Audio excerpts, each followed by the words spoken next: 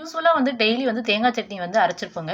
ஆனால் இந்த மாதிரி வந்து நம்ம அரைச்சி சாப்பிட்ருக்க மாட்டாங்க. ஏன்னா இதில் வந்து என்ன பண்ணுறோன்னா உளுந்து கருவேப்பிலை எல்லாமே வறுத்து போட்டு அரைக்கும் போது நமக்கு டேஸ்ட் வந்து சூப்பராக இருக்குங்க. இந்த மாதிரி நீங்கள் வந்து சட்னி அரைச்சிங்கன்னா தேங்காய் சட்னி இந்த ஸ்டைலில் தாங்க பண்ணுவீங்க. அவ்வளோ டேஸ்ட்டாக இருக்குங்க. வாங்க எப்படி பண்ணலான்னு வீடியோக்குள்ளே போகலாம்.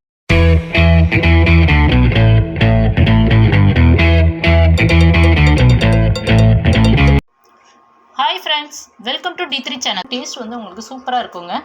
ஸோ அதுக்காக வந்து நான் வந்து ஒரு கடாய் எடுத்திருக்கேங்க. அதில் 1 ஸ்பூன் வந்து ஆயில் விட்டுருக்கேன். அதோட வந்து 1 ஸ்பூன் வந்து உளுந்து போட்டு அதில் வறுத்துடலாம்.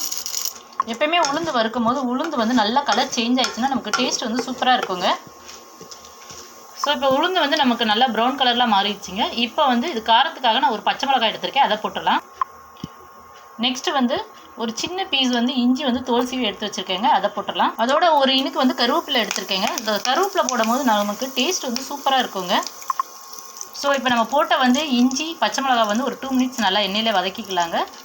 எண்ணெயில் வதக்கிட்டு அதை வந்து ஒரு வேறு பிளேட்டுக்கு வந்து ட்ரான்ஸ்ஃபர் பண்ணிடலாங்க. இந்த ஹீட்டோடு இதில் வந்து வச்சுருக்க வேணாம். ஸோ தேங்காய் சட்னி எடுத்துக்கிட்டாலே இதில் வந்து தேங்காய் வந்து கொஞ்சம் தூக்கலாக போடும் போது நமக்கு வந்து டேஸ்ட் வந்து நல்லா இருக்குங்க. நான் இந்த சட்னி அரைக்கிறதுக்கு யூஸ் பண்ண தேங்காய் வந்து 2 சில்லு அளவுக்கு இருக்குங்க. ஸோ அதை வந்து நான் சின்ன சின்ன பீஸாக வந்து கட் பண்ணி கழுவி வச்சுருக்கேங்க. அதை வந்து நம்ம மிக்ஸி ஜாரில் போட்டுடலாம். ஸோ இப்போ நம்ம வறுத்த எல்லாத்தையும் எடுத்து ஒரு பிளேட்டுக்கு ட்ரான்ஸ்ஃபர் பண்ணியாச்சுங்க. இதை வந்து ஆற வச்சு நம்ம வந்து இதை மிக்ஸி ஜாரில் போட்டுடலாம். ஸோ இந்த சட்னிக்கு தேவையான உப்பு வந்து இதில் போட்டுடலாங்க. இப்போ நம்ம வறுத்து வச்சது வந்து ஆறிடுச்சுங்க. இப்போ இதையும் வந்து இதோட போட்டுடலாம்.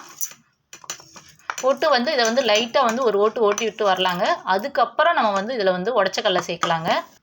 எப்பயுமே வந்து தேங்காய் சட்னி அரைக்கும் போது ஃபஸ்ட்டு வந்து தேங்காய் லைட்டாக வந்து ஒரு ஓட்டிட்டு அதுக்கப்புறம் வந்து உடச்சக்கடலை சேர்க்கும் போது என்ன ஆகுனா தேங்காய் வந்து நமக்கு நல்லா வந்து அரைப்படுங்க. அதோட வந்து நம்ம வறுத்து வச்சதையும் வந்து இதோட போட்டு அரைக்கிறோங்க. ஏன்னா வந்து உளுந்து வந்து சின்ன சின்ன பீஸாக இருக்கும். ஸோ அது வந்து சரியாக அரைப்படாது. அதனால் வந்து தேங்காயோட இதை சேர்த்து அரைச்சிட்டு அப்புறமா வந்து நம்ம இதில் வந்து உடச்சக்கடலை சேர்க்குறோங்க. இப்போ இதுக்காக வந்து நான் 2 ஸ்பூன் வந்து உடச்சக்கடலை சேர்த்துருக்கேங்க, அதை போட்டுடலாம்.